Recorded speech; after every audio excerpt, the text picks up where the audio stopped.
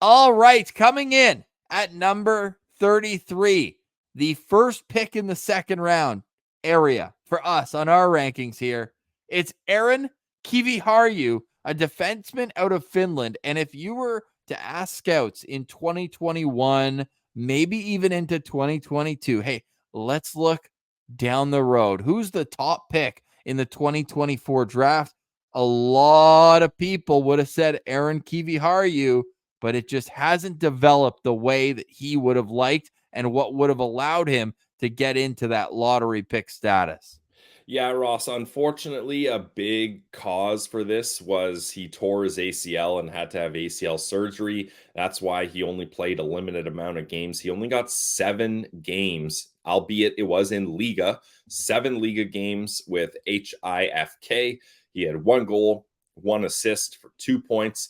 He did come back in time to play in the U18s, which is great. And Team Finland showed how much they respect him by making him the captain of that team. In 5 games, he had 3 assists, and he had 21 Liga games the year before, Ross, after he lit up U20 with 20 points in 22 games. So clearly this guy can put up points, and he's a confident kid.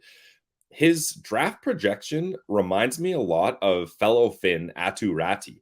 Remember, year before Ratty's draft class, everyone's like, this guy's going number 1. He's going to be the top prospect. Then that season started and people said, maybe he's a top 3 guy. Still really, really good, but maybe not the consensus number 1. Then halfway through the season, I think he's probably going to be top 10. Then near the end of the season, maybe he cracks the first round. And then he ended up getting drafted 52nd overall to the New York Islanders. So I think Kiviharju is going to be one of those guys where you can't let the drama of the draft and the typical little nuances of looking at draft year prospects get in the way of noticing what a good player he actually is. Yeah, he is. He stands 5'9", which is going to be a bit of a challenge at the NHL level, no doubt. But he's played that undersized his whole career, 170 pounds, January birthday. And much like Atu Ratti, who I just looked up, Ratti finished 28th on Bob's list. Well, Yeah. Kiviharju is 23rd on Bob's list here. He's 23rd on Scott Wheeler's list, 24th for Chris Peters, 36 for Craig Button, 45 for McKean's, 49 for EP, and then Corey Pronman has him at 61.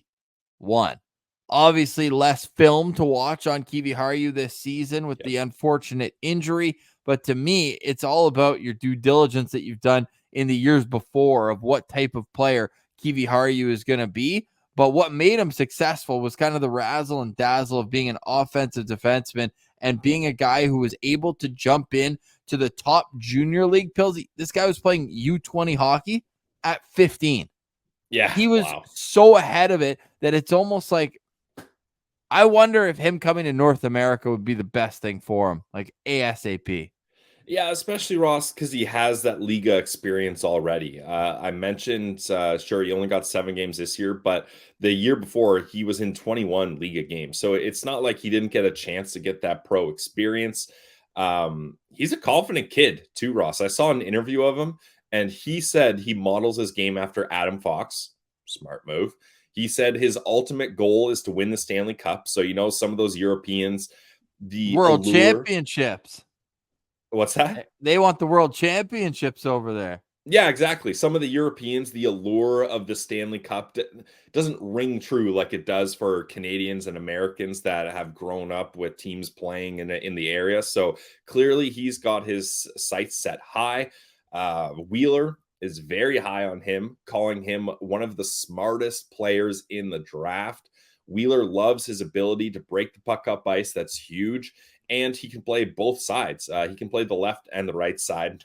Sens fans, we get a little PTSD when we hear defensemen that are supposed to be able to do that. But it's a nice little tool to have in your back pocket if you're a defenseman.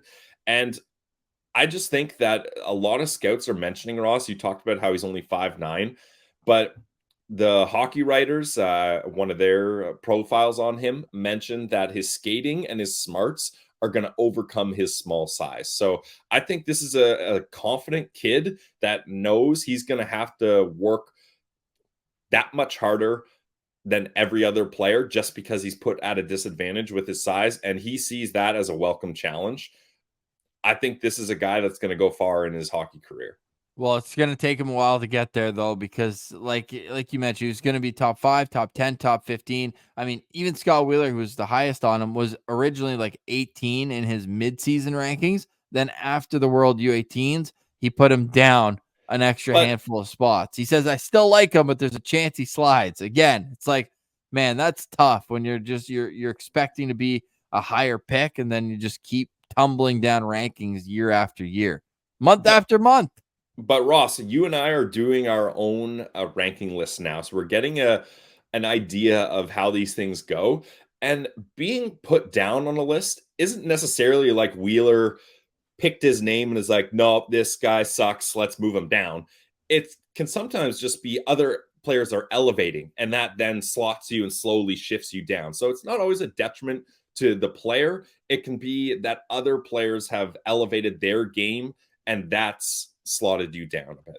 I put him one spot ahead of Jesse Pulkkinen, who we recently covered, but I got him below Will Skahan. Like, I know that might be a bit of a hot take, but it's pick your style of defenseman that you'd like. I like the big, rugged defenseman that can still move the puck a little bit instead of the other way around where it's like a puck mover that is going to be in tough in his own zone. Like, I picture name your power forward in the NHL: Brady Tkachuk, Braden Shen, anyone you want, and maybe St. Louis. After I say Braden Shen's name, just randomly pick that one out of thin air.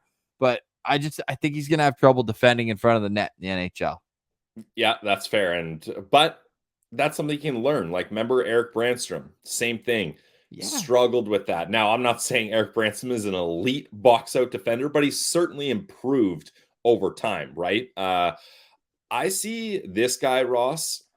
I think the Carolina Hurricanes would love this guy. Classic. Yep. Right? I can see Don't you that think? too. Like, this is a guy that they'll have done the research on. They'll know the analytics favor him, and they'll draft him and they'll develop him and they'll take the time and they'll take the swing on him. Ross, I've got him in the same area as Alphonse Frey Yep. and Stian Solberg for me. So for me, he's 43rd on my list. And how about for the Ottawa Senators? He's a left shot defenseman. Does that play into it?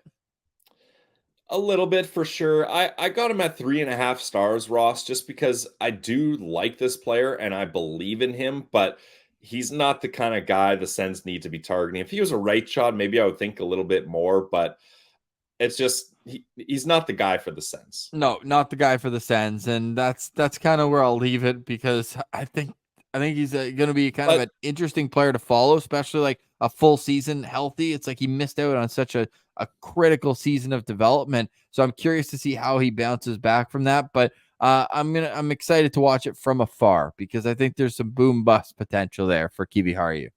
but I do believe in his potential, Ross, and this is the type of player you can I don't want to it sounds bad, but it's almost like you can dip into the bargain bin here just because he tore his ACL.